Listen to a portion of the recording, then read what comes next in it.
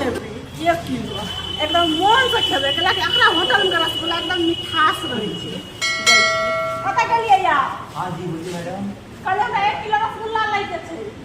लाल मोहन लेवे के रसगुल्ला लेवे? उजरा रसगुल्ला हाँ मिल जेते। हाँ क्या किलो चाहिए? 1 किलो हाँ ये तू ना रसगुल्ला रसगुल्ला हाय टप टप छुए मोरा रसगुल्ला सुनो भैया कन्ना रसगुल्ला तौलै छियै या अन्ना तौलल जाय है हमरो रसगुल्ला के दुकान छै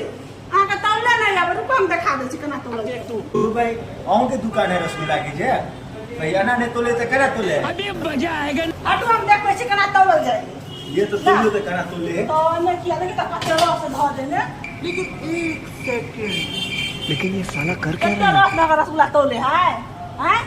ई पूरा रस के निचोड़ के पूरा रस तब दे रसगुल्ला